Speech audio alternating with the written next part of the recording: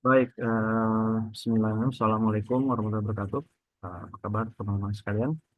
Semoga sehat selalu ya semuanya. Baik, hari ini saya akan mencoba menyampaikan materi kita terkait dengan PAM atau Policy Analysis Matrix ya.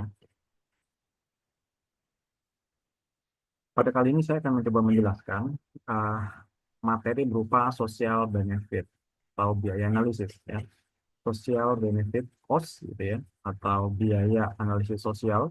Pekan lalu kita sudah membahas di kelas berupa apa namanya private benefit cost ya. Nah, hari ini kita akan membahas social benefit cost ya. Baik, overview ada beberapa bagian yang kita bahas hari ini. Yang pertama adalah pengantar, seperti apa social benefit cost itu gitu ya. Yang kedua adalah bagaimana perhitungan harga sosial, bagaimana kita menentukannya. Yang ketiga adalah penentuan harga faktor domestik untuk social benefit cost ya. Yang keempat tentu saja kita akan membahas terkait dengan estimasi harga faktor domestik ya dan estimasi tingkat upah private dan sosial.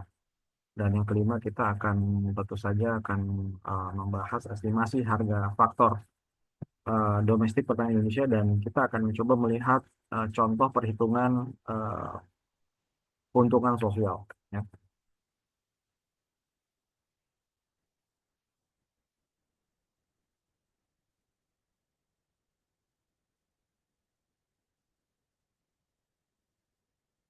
Nah, jadi yang pertama kita tentu saja ingin membahas bagaimana definisi utama dari social benefit cost ya. Tentu saja social benefit cost ini adalah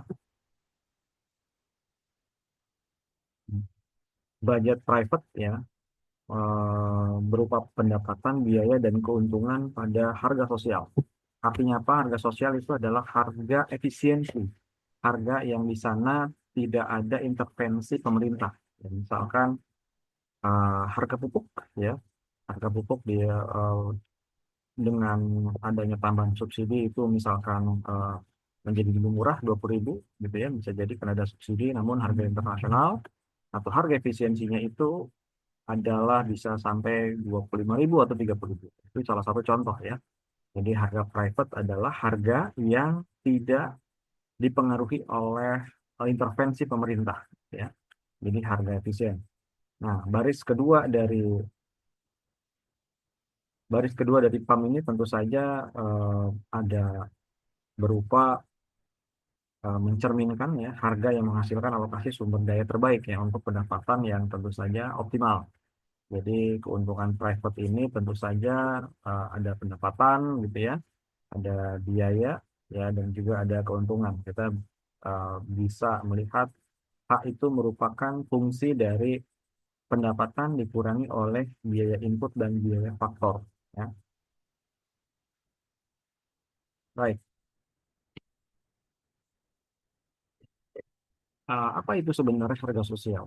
Jadi harga sosial sebenarnya merupakan harga dugaan ya atau approximation yang digunakan untuk mengukur efisiensi ekonomi dalam analisis PAM ya, di mana kita nanti akan mengkompilasi ya harga untuk menghitung harga sosial ya dalam beberapa waktu yang mungkin ada beberapa kendala informasi gitu. Jadi kita akan mengambil misalkan harga sosial di tahun 2025 itu atau harga sosial di tahun 2024. Ya, tentu saja keberhasilan ini sangat tergantung dengan ketepatan harga sosial. Jadi nanti hal yang harus kita perhatikan adalah eh, harga sosial ini jangan sampai meleset. Artinya apa? Artinya eh, harus sama. Misalkan kalau harga benefit eh, di tahun 2024, maka harga sosialnya pun itu harus di tahun yang sama atau titik waktu yang sama ya, agar kita bisa membandingkan seperti itu ya apa namanya harga sosial yang memang presisi gitu. Baik. Selanjutnya, tentu saja tujuan dari harga sosial ini adalah kita ingin menghitung keuntungan sosial dalam analisis ekonomi. Ya, artinya apa? Nilai yang memang real tanpa ada intervensi, ya, atau nilai efisien. Kemudian kita ingin mengidentifikasi ya, divergensi antara harga sosial dan harga private. Jadi nanti dengan kita sudah mengetahui harga sosial, tentu saja kita nanti akan bisa membandingkan harga private yang pekan lalu sudah kita bahas gitu ya, dan meyakinkan tentu saja bisa memberikan keyakinan kepada pengambil kebijakan dalam hal ini pemerintah gitu ya ataupun pihak lainnya. Eh, Tentu saja kebijakannya bisa diambil secara tepat gitu ya. Subsidinya seperti apa, konsep intervensinya seperti apa gitu ya. Jadi jangan sampai intervensi-intervensi yang dilakukan oleh pemerintah itu justru kontraproduktif ya dengan petani gitu. Jadi misalkan begini, petani sebetulnya saat ini lebih membutuhkan proteksi perdagangan untuk ekspor misalkan ya. Nah, tentu saja salah satu langkah pemerintah yang bisa dilakukan adalah memberikan proteksi atau dukungan untuk ekspor barang ke luar negeri begitu ya. Jadi kita tahu bagaimana China gitu ya, Tiongkok bisa mengirimkan begitu banyak buah-buahan mereka ke Indonesia itu karena apa? Karena mereka memberikan proteksi berupa shipping atau free shipping untuk produk-produk pertanian, khususnya ke wilayah Asia Tenggara. Misalnya. Nah, itu adalah salah satu proteksi yang memang diperlukan. Ya. Baik, selanjutnya bagaimana kita melakukan pendugaan? Nah, jadi di sini teman-teman sekalian, em, kita menduga harga sosial untuk barang tradable itu didasarkan pada harga internasional ya, atau biasa kita sebut dengan border price ya. Nah, untuk harga yang importable, kita akan melihat harga sosialnya adalah harga ekspor ya. Jadi misal harga impor, mohon maaf. Jadi kalau yang importable itu adalah kita harga impor. Misal harga kedelai impor itu berapa per kilogram atau per ton ya. Kemudian em, harga em, buah misalkan apple gitu ya, misalkan grape atau anggur ya itu kita bisa lihat dari harga impornya. Atau harga-harga em, apa namanya harga-harga komoditas lainnya yang memang importable ya, jadi dia sebagian besar diimpor gitu ya. Salah satu yang kita lihat tentu saja bisa kedelai ya, bisa gandum begitu. Nah, itu adalah harga-harga impor. Adapun harga-harga sosial yang bisa kita lakukan adalah harga ekspor ya. Di sini misalkan ada beberapa em, input produksi yang bisa diekspor. Misal pupuk juga bisa diekspor. Sebenarnya harga ekspor pupuk itu berapa ya? Itu kita bisa lihat ya, harga ekspor pupuk ini pada beberapa pedagang internasional ya, bisa juga kita melihat harga di sentra pupuk. Ya, kita tahu bahwa salah satu wilayah yang memproduksi pupuk cukup banyak itu saat ini dulu ya itu adalah di apa namanya di Palembang begitu ya. Kemudian juga ada di apa namanya di Kalimantan Timur ya. Nah, masih mengekspor pupuk. Kita bisa akses ya beberapa berapa sih sebenarnya harga pupuk yang diekspor. Ya. Kemudian kita juga akan melihat distorsi harga dunia. Kenapa? Nah ini negara-negara maju seperti US gitu ya, Uni Eropa maupun Jepang itu mereka melakukan proteksi dan subsidi kepada produk pertanian mereka. Ya. Nah ini yang bisa menyebabkan adanya distorsi atau perbedaan harga komoditas internasional. Ya.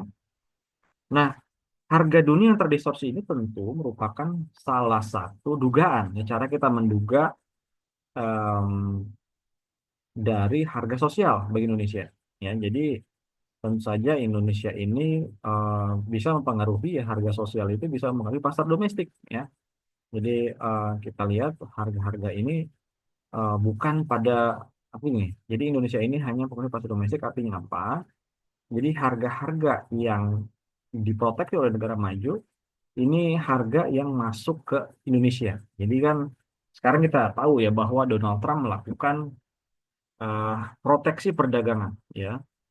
Nah, itu setiap negara tentu saja memiliki perbedaan proteksinya ya terhadap perdagangan internasional. Nah, jadi yang kita lihat adalah harga yang masuk ke Indonesia, ya.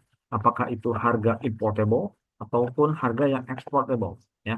Nah, itu yang nanti menjadi bahan pertimbangan kita. Nah, selanjutnya kita ingin melihat gitu ya bagaimana perhitungan harga dunia dalam rupiah.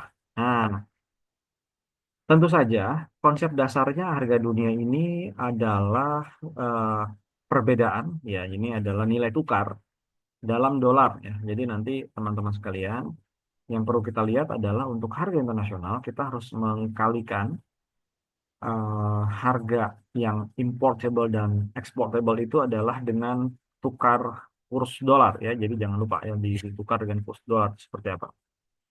Jadi tentu saja ini kita bisa menggunakan harga dunia dan nilai tukar secara jangka panjang. Jadi nanti teman-teman kan kurs itu selalu berubah gitu ya. Jadi nanti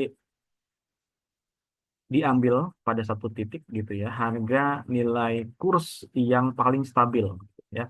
Jadi jangan sekarang ini kan kurs itu mendekati 17.000 gitu ya, biasanya 15 atau 14. Jadi nanti teman-teman tinggal diambil saja harga kurs yang paling stabil gitu.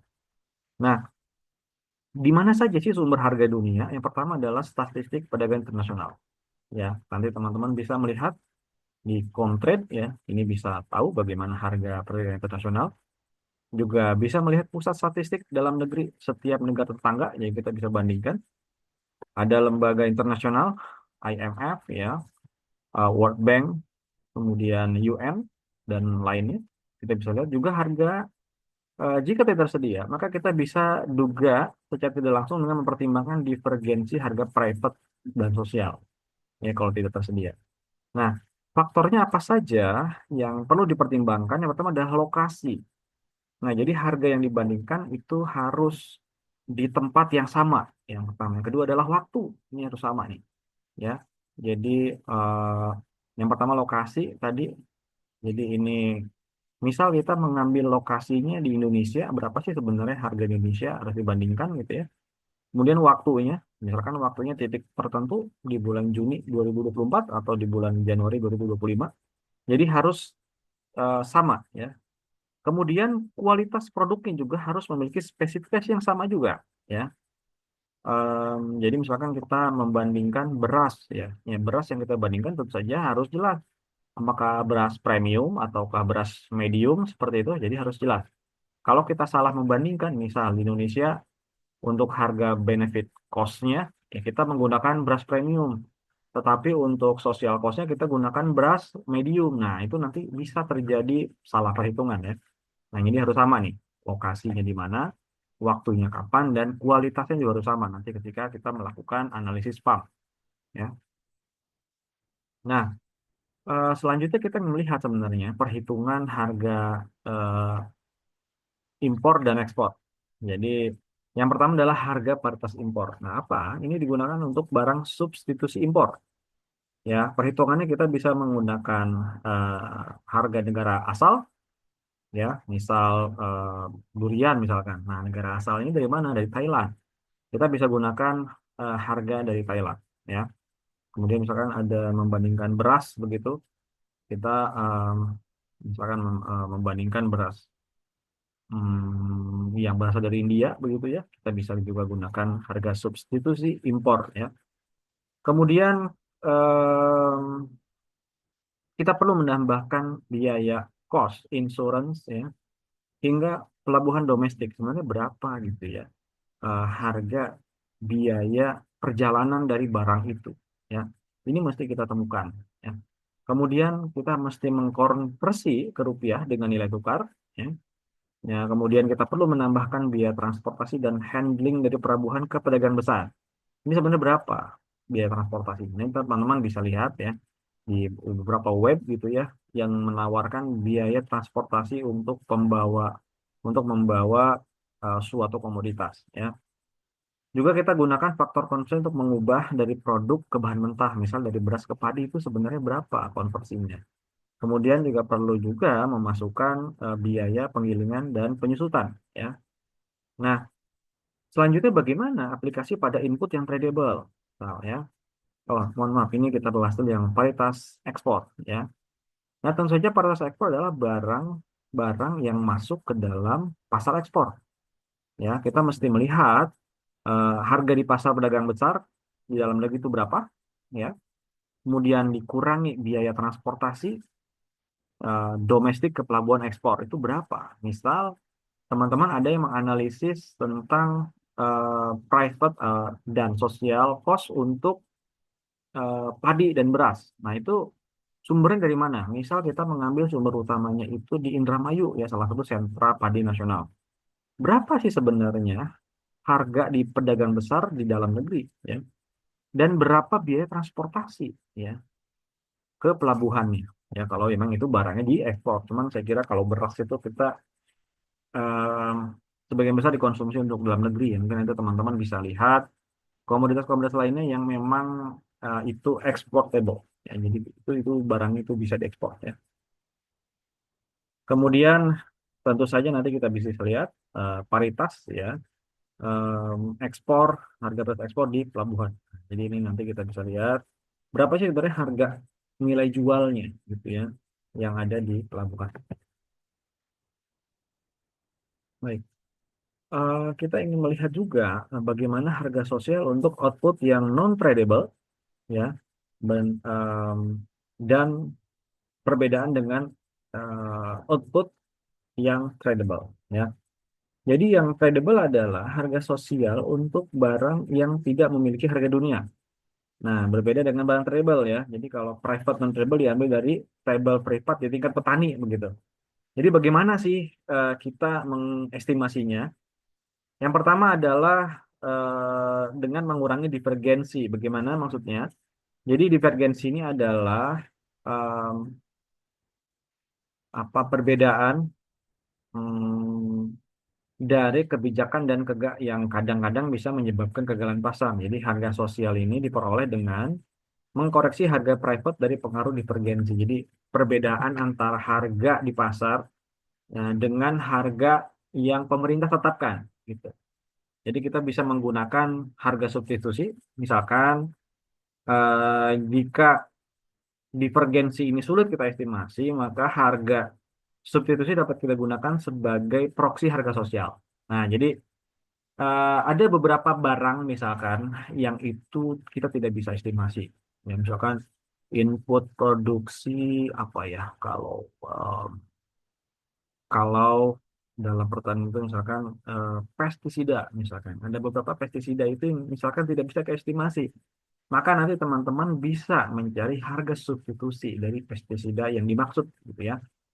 Nah, kemudian estimasi yang non tradable itu saya kira eh, sesuatu yang tidak diperjualbelikan, ya, mohon maaf, ya. Jadi misalkan yang tidak diperjualbelikan itu adalah tenaga kerja, ya, misal. Nah, itu kita nanti bisa lihat, ya, barang-barang yang eh, jasa tenaga kerja itu berapa sebenarnya yang eh, berlaku secara internasional gitu, ya, dalam aktivitas budidaya pertanian, ya. Nah, jika tidak ada barang substitusi yang tidak sedia, misalkan, ya, maka harga di negara tetangga juga bisa jadi referensi. Ya, jadi kalau harga di Indonesia untuk barang-barang non tradable yang tidak bisa tersedia, nah nanti kita juga bisa mencari referensi di negara tetangga sebagai referensi, ya. Misal Malaysia, kita bisa menggunakan Thailand, ya, bisa menggunakan Vietnam, gitu, ya. Yang penting negara-negara tetangga, ya. Kenapa negara tetangga? Karena negara tetangga itu secara umum memiliki harga yang relatif tidak terlalu mencolok perbedaannya. Ya. Baik. Nah, bagaimana sih sebenarnya apa namanya mengestimasi harga sosial gitu, ya, dan untuk non tradable gitu. Jadi yang pertama adalah mengurangi divergensi, ya. Ya, tadi di awal sudah disampaikan bahwa divergensi ini adalah perbedaan antara kebijakan dan harga pasar gitu. Kemudian harga sosial diperoleh dengan mengkoreksi harga private dari pengaruh divergensi.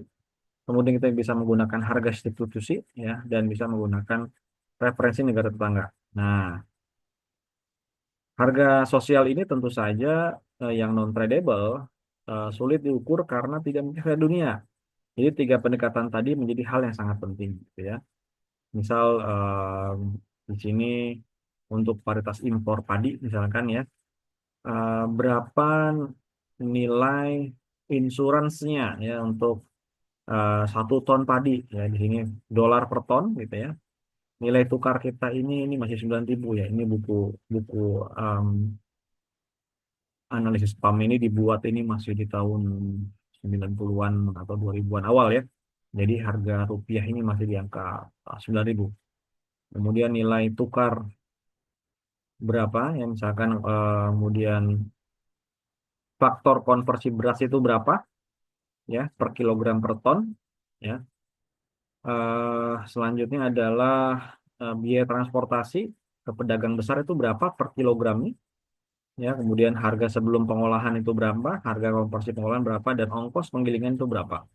Jadi nanti teman-teman mesti dicari nih ketika survei ya, list dari perhitungan harga sosial seperti ini ya. Nanti saya akan coba berikan form yang berupa isian ya, bagaimana kita seharusnya mengisi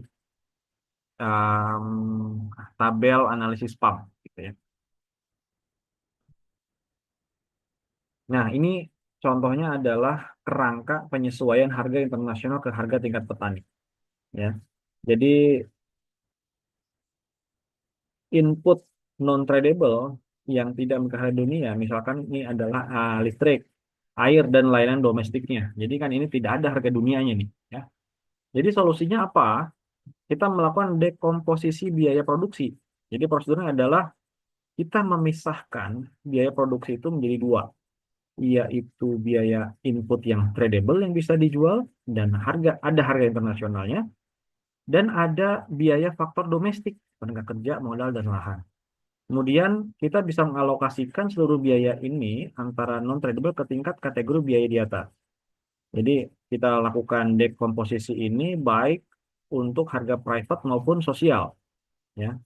Namun tentu saja ini dekomposisi harga ini ada kendala ya atau tantangan. Yang pertama ya prosedurnya sederhana, cuman agak lama gitu ya. Kita harus mencari-cari ya harga listrik itu berapa ya internasional ya. Kita bisa bandingkan gitu ya. Di Malaysia berapa sih harga listrik per kWh misalkan ya. Di Indonesia kan kita mendapatkan subsidi ya pasti berbeda ya.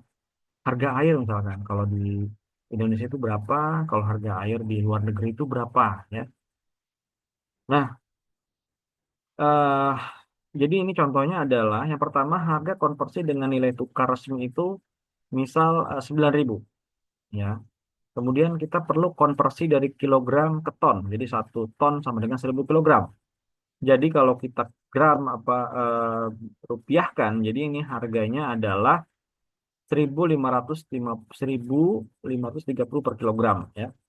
Kemudian berapa sih transportasi ke pasar pedagang besar?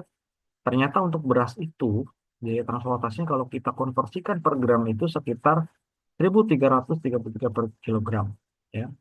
Nah, kemudian kita mesti melihat nih bagaimana penerapan faktor konversi ini ya, sekitar 64% ya.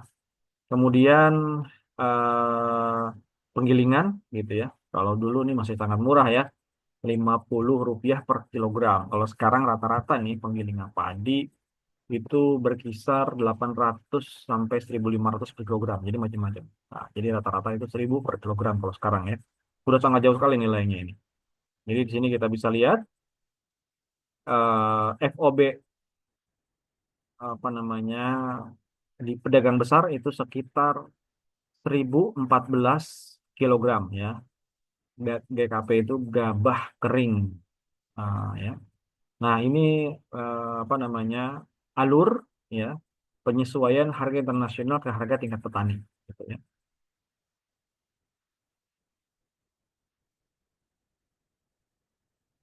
Nah, selanjutnya bagaimana kita menghitung apa namanya menghitung biaya domestik ya, menghitung biaya sosial untuk faktor domestik.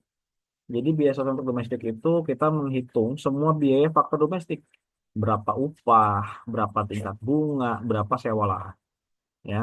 Kemudian tetap ya kita melihat juga pasar dan subpasar juga kita harus tahu berapa sih sebenarnya harga dari faktor domestik ini, ya, inputnya. Kemudian kita sediakan kolom terpisah untuk faktor dengan tipe dan kualitas yang berbeda. Misal tenaga kerja yang terampil dan tidak terampil. Ya, bisa saja nanti ketika kita bertanya, ternyata ada perbedaan nih antara tenaga kerja yang hanya mengolah lahan, kemudian ada juga tenaga kerja yang memang memelihara budidayanya. Jadi itu bisa saja berbeda, ya. Jadi kita bisa pisahkan.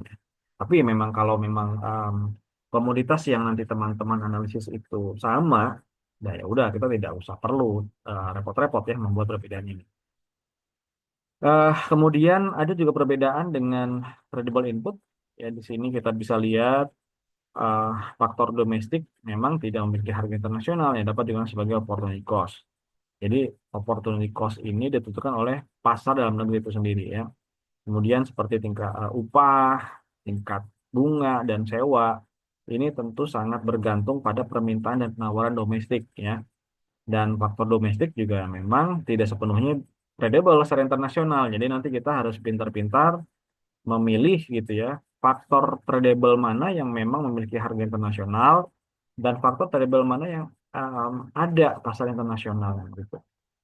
Jadi ini biaya eh, faktor domestik ini apa namanya ada biaya private, ada biaya sosial dan ada efek divergensinya atau perbedaan ya antara sosial dengan private.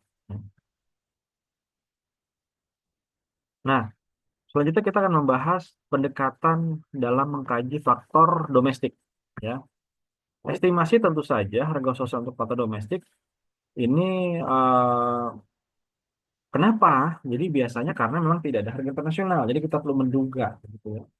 Kemudian ini juga analisis PAM ini kita gunakan untuk mengurangi faktor divergensi dari harga private. Nah, kemudian divergensi dalam harga pasar domestik ini tentu nanti kita perlu menganalisis pasar pedesaan. Jadi nanti teman-teman ketika survei itu perlu menanyakan harga jual di pasar pedesaan terdekat, gitu ya. Dan tentu saja nilai divergensi ini menjadi variabel pencarian yang sangat penting ya, perlu kita lihat. Jadi formula harga sosial untuk faktor domestik ini tentu saja ini ya harga private ya dikurang faktor divergensi. Nanti kita bisa melihat berapa harga sosialnya.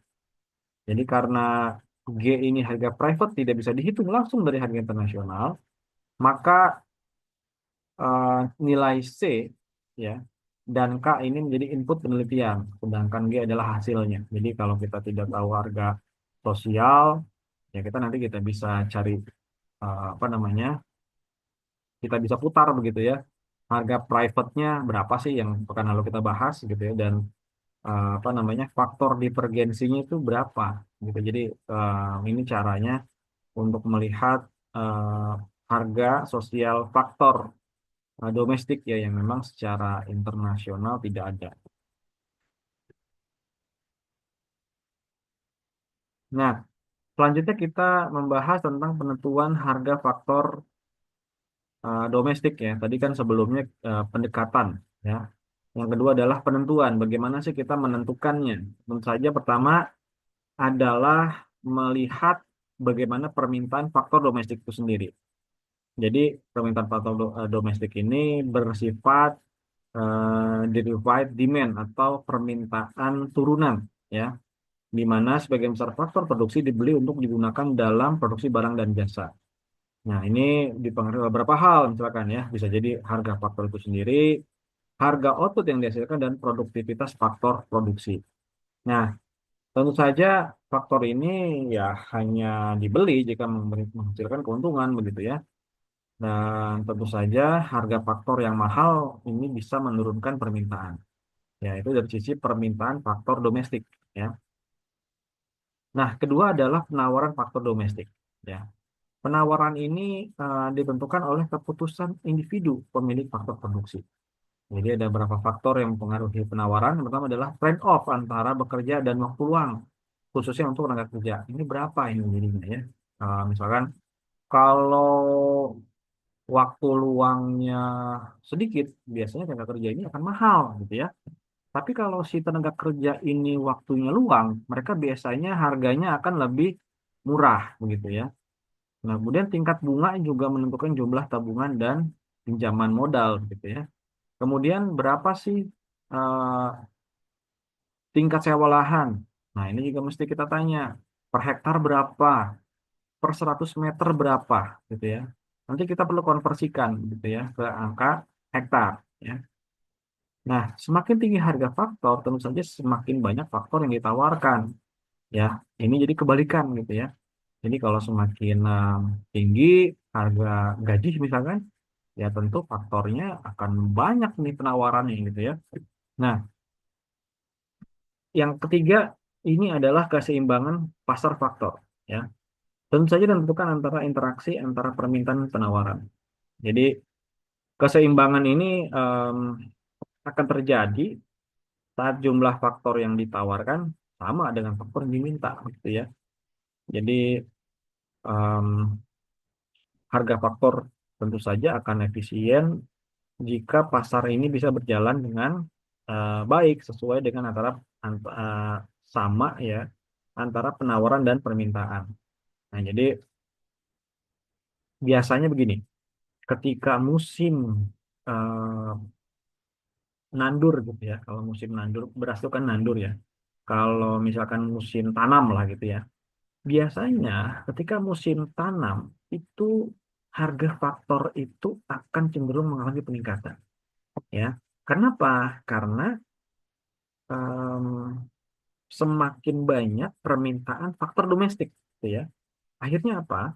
Penawaran faktor domestik itu akan meningkat.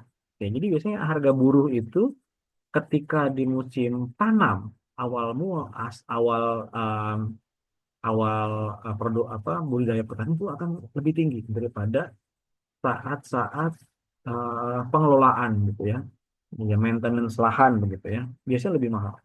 Sama halnya dengan sewa lahan. Jadi kalau kita musim tanam sewa lahan itu bisa 20 sampai 30% lebih mahal ya, per hektarnya atau per 1.000 meternya gitu ya. Ya tadi dia. Jadi permintaannya meningkat ya. Baik, selanjutnya kita akan mengestimasi harga faktor domestik ya. Jadi yang bagaimana sih kita apa namanya membuat eh, skala ekonomi ya untuk farm budget gitu ya. Jadi biaya per unit ini menurun tentu saja seiring dengan peningkatan volume produksi ya. Jadi begini, semakin tinggi volume produksi gitu ya, sampai pada tingkat tertentu, itu biaya per unitnya akan semakin murah gitu. Jadi kenapa pertanian kita ini tidak efisien?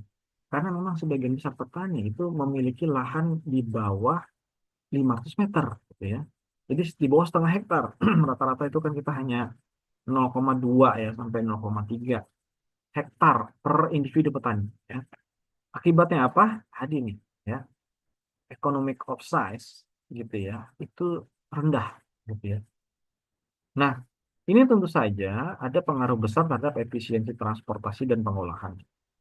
Nah, ini selanjutnya dalam penyusunan PAM atau Policy Analysis Matrix, baris pertama ini disusun setelah data on farm. Jadi data on farm itu adalah data budidaya pertanian dan post farm. Kita biasa disebutnya off farm ya. Kalau di buku ini dianggapnya post farm. Jadi setelah pemanenan ya, setelah farm. Jadi setelah selesai dipanen itu berapa ya. Kemudian kita juga bisa melihat bagaimana sistem komunitas tadi dari 4 aktivitas yang mulai dari usahanya, kemudian pemasarannya, pemasaran petani ke pengolah ya, pengolahannya bagaimana kalau itu memang diolah, dan pemasaran dari pengolahan ke pedagang besar itu seperti apa, yaitu estimasi harga domestik. Kemudian kita juga bisa menganalisis fragmentasi pasar ya. Fragmentasi pasar ini tentu saja jika harga faktor domestik berbeda antar subpasar. Ini kita bisa melakukan fragmentasi atau perbedaan ya. Pasar Cileunyi berbeda ternyata dengan pasar yang ada di Tanjung Sari gitu ya. Kita bisa melakukan analisis fragmentasi. Bagaimana mengidentifikasinya? Yang pertama adalah cek eh, keluar masuk pasar, ada tidak bariernya, ya, ada tidak kuotanya, ada tidak biayanya, gitu ya. Jadi eh, masuk ke pasar Kota Bandung ternyata itu tarifnya lebih mahal daripada masuk ke pasar yang ada di Garut atau di Sumedang, ya. Ini bisa menyebabkan perbedaan harga. Jadi teman-teman nih tipsnya nih, kalau mau belanja besar misalkan, jangan belanja ke Kota Bandung, jangan belanja ke apa namanya pasar induk Bandung. Kita bisa masuk ke pasar induk yang ada di Sumedang, relatif lebih murah karena apa tadi? Biaya barrier to entry. Jadi biaya keluar masuk pasarnya relatif kalau daerah-daerah yang lebih perdesaan itu lebih murah, ya. Nah, selanjutnya kita bisa melihat kalau pasarnya bebas tanpa hambatan, ini bagaimana? Nah, ini bukan jadi bukan pasar yang monopoli, ya, hanya sedikit penjual dan banyak pembeli, atau monopsoni kebalikannya, ya, banyak penjual tapi hanya satu dua pembeli.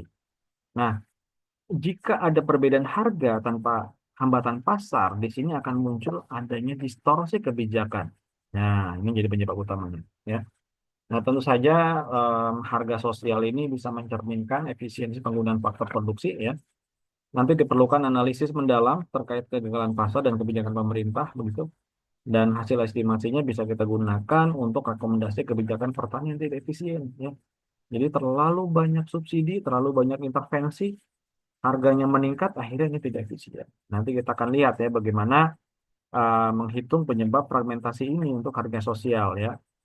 Em, Nanti akan terlihat sebenarnya berapa besar sih divergensi ini yang bisa menyebabkan fragmentasi pasar. Nah, selanjutnya juga kita bisa melakukan estimasi untuk tingkat upah private dan sosial, ya. Di sini kita bisa mengklasifikasikan tenaga kerja dalam usaha tani bisa berdasarkan jenis kelaminnya, ya, pria atau wanita, ya pasti ada perbedaan, ya. Em, Apa namanya upah petani pria dan petani wanita, ya. Kemudian bisa berdasarkan umur, misalkan semakin tua semakin murah nih bayarannya karena dianggap produktivitasnya menurun, ya. Jadi semakin muda semakin prime umurnya, jadi semakin mahal biasanya begitu. Biasanya kalau yang petani muda itu kan kuat, ya, mengerjakan cepat, ya. Nah, itu bisa jadi ada perbedaan tingkat upah, ya. Bisa juga keterampilan. Nah, petani yang sudah punya pengalaman bisa jadi lebih mahal, ya, daripada petani baru nih yang masih mengikuti, yang masih belajar, ya. Tujuannya apa sih kita melakukan klasifikasi? Kita bisa tentunya bisa mengidentifikasi perbedaan produktivitas yang bisa mempengaruhi tingkat upahnya. Nah, penyusunan budget dalam tabel PAM tentu saja tingkat upah private dimasukkan ke dalam tabel C, ya, di mana ini kita bisa mengestimasi secara kuantitatif kegagalan pasar dan distorsi kebijakan, ya, yang dimasukkan ke dalam sel K, ya. Jadi nanti teman-teman bisa melihat lagi sel dari PAM-nya. Nah, apa saja sih sebenarnya distorsi kebijakan dalam pasar tenaga kerja di pedesaan? Bisa jadi nih penyebabnya nih. Yang pertama adalah peraturan upah minimum. Nah, ini bisa meningkatkan biaya tenaga kerja, gitu ya. Semakin tinggi UMK, jadi upah minimum, ya, kabupaten atau kota, ini bisa meningkatkan biaya tenaga kerja. Kita bisa kebayang. Em, Tenaga kerja UMK di Bandung misalkan 4,5 juta dibandingkan dengan Bekasi yang sudah di atas 5 juta. Tentu saja ini menjadi bahan pertimbangan nih bagi para usahawan, gitu ya. Wah, kalau begini saya lebih baik daripada di Bekasi, saya buka pabriknya atau budidayanya di Bandung saja, gitu ya. Karena lebih murah. Jika dibandingkan lagi dengan Garut, ya masih di bawah, masih sekitar 3 atau 2 juta. Nah, banyak yang pindah lagi aktivitasnya di Garut, ya. Karena apa? Karena tadi ternyata di kebijakan peraturan upah ini bisa meningkatkan biaya tenaga kerja. Selanjutnya, tunjangan pensiun dan kesehatan. Nah, ini setiap perusahaan juga wajib, ya, berkontribusi dalam hal ini, ya. Dan selanjutnya adalah efektivitas kebijakan yang memang jika kebijakannya tidak dapat diterapkan maka dianggap tidak mempengaruhi biaya, ya, gitu.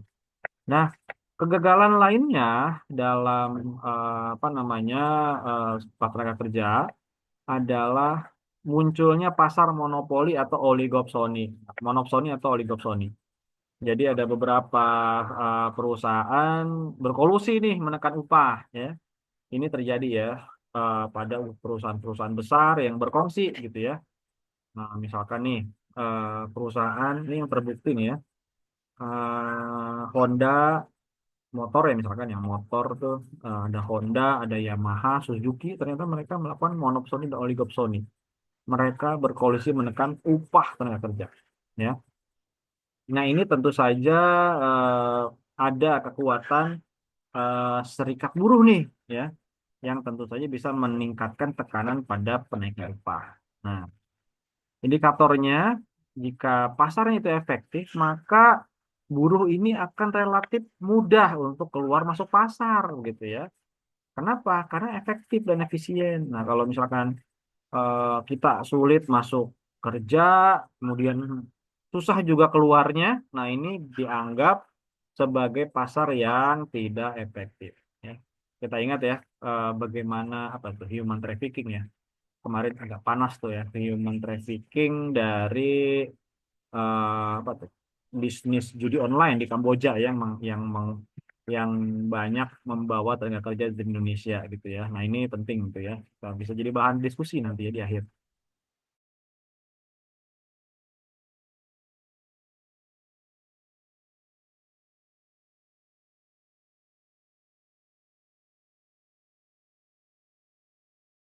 Nah, selanjutnya juga kita bisa membahas estimasi tingkat biaya private ya, tingkat bunga biaya private. Jadi di sini kita bisa melihat kalau wawancara kepada petani, pedagang dan pengolah ya, sumber tentang kredit dan tingkat bunga. Nah, ini nanti kita bisa diskusi nih. Berapa sih sebenarnya apa namanya sumber kreditnya dari mana, tingkat bunganya seperti apa, begitu ya. Nah, sumbernya estimasi kredit ini bisa pertama dari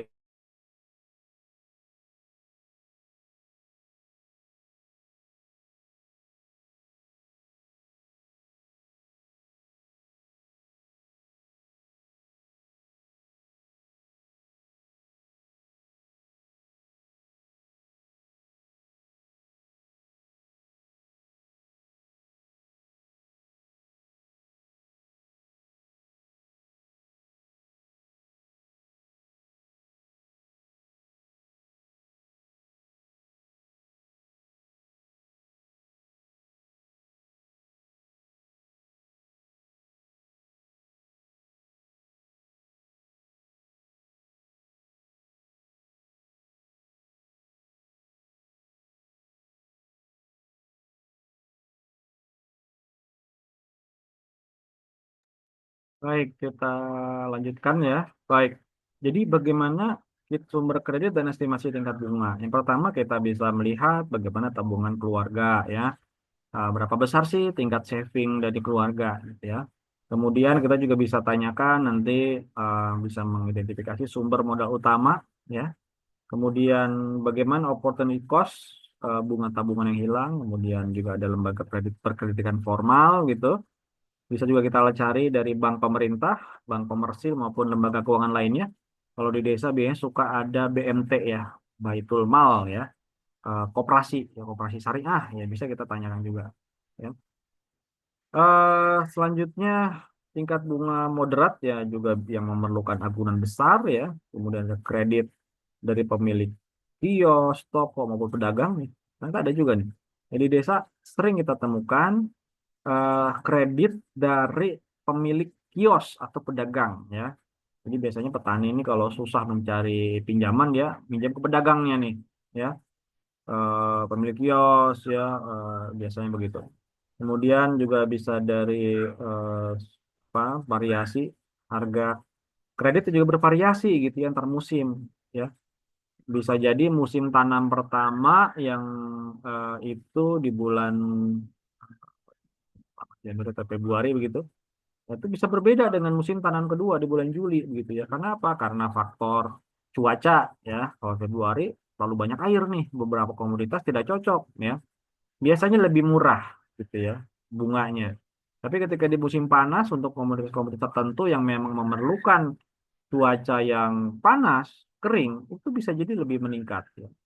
Nah, kemudian ada juga subsidi kredit pertanian. Di sini pemerintah cukup besar ya memberikan subsidi ya. Tapi banyak sekali ternyata subsidi ini efektivitasnya rendah gitu ya.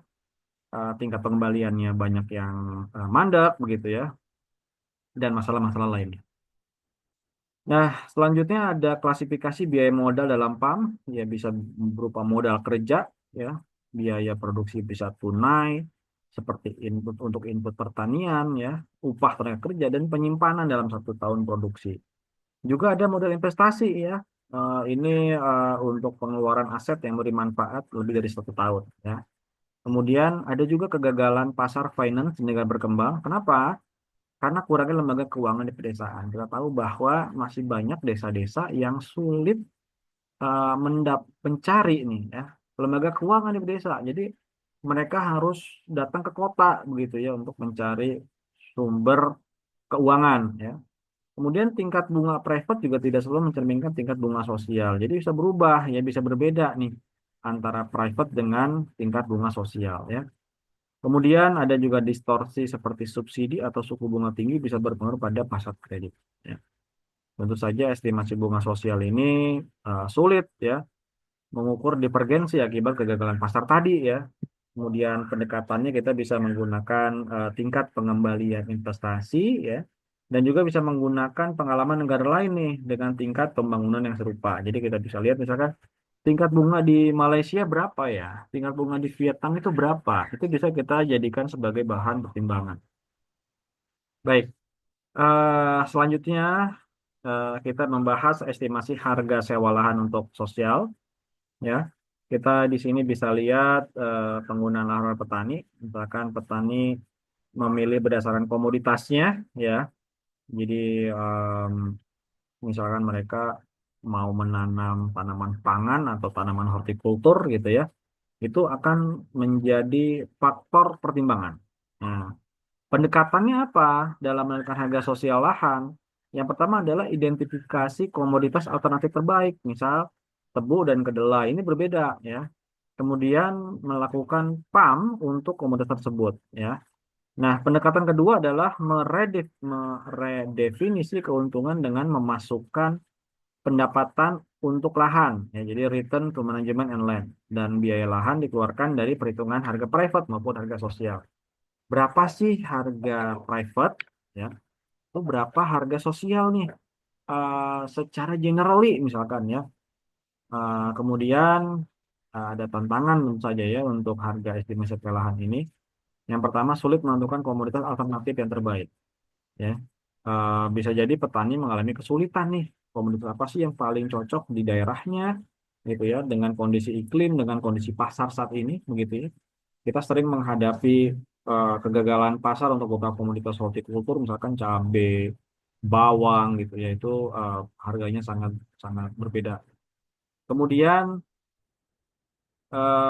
ada beberapa konsekuensi, tentu saja bisa kehilangan efisiensi usaha tani, artinya apa? Biaya produksi tinggi ya.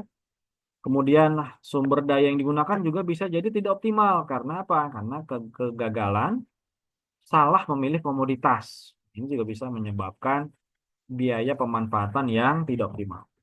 Nah, baik, selanjutnya estimasi harga faktor domestik pertanian. Eh, ini kita tahu nih bagaimana pasar tenaga kerja di desa ya. Divergensinya relatif kecil ya. Kenapa? Karena di desa ini biasanya harganya itu tidak dipengaruhi oleh harga pemerintah ya. Jadi tidak ada UMK biasanya untuk tenaga kerja di desa. Tidak ada ya. Misalkan di pertanian itu di sektor pertanian itu UMK petani itu tidak ada. Biasanya tergantung daerah masing-masing. Di daerah Bandung misalkan sehari itu bisa sampai 150.000, tapi kalau di daerah Ciamis, Tasikmalaya atau pelosok bisa jadi hanya 50.000 per hari ya. Nah ini karena apa? Karena tadi em, tenaga kerjanya itu bebas keluar masuk ya, tidak ada barrier ya, gitu. Tapi beda dengan di kota. Di kota bisa jadi harga tenaga kerja itu tinggi distorsinya. Karena apa tadi? Ada upah minimum ya, ada tunjangan sosial ya, dan akibatnya apa? Distorsi kebijakan ini bisa lebih kecil daripada C ya, artinya apa? K-nya ini ya bisa lebih besar daripada nol ya. Kenapa? Tinggi sekali lebih apa namanya divergensinya bisa lebih besar ya.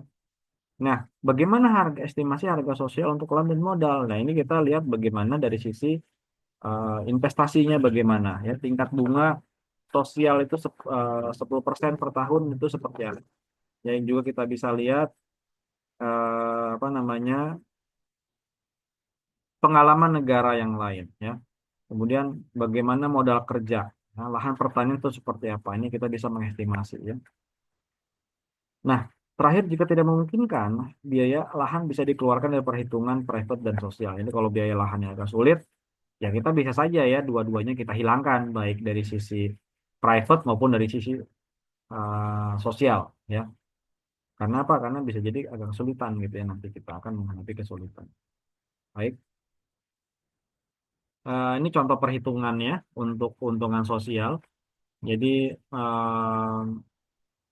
untuk menentukan harga sosial, jadi ada beberapa apa namanya, ada beberapa hal yang mesti kita perhatikan ya.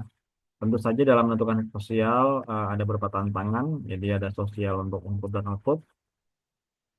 Dihitungnya dengan menentukan harga impor dan ekspor ya, yang disesuaikan oleh mata uang, disesuaikan dengan mata uang asing dalam ini dolar. Kemudian mengkonversi harga dengan nilai tukar yang tepat ya.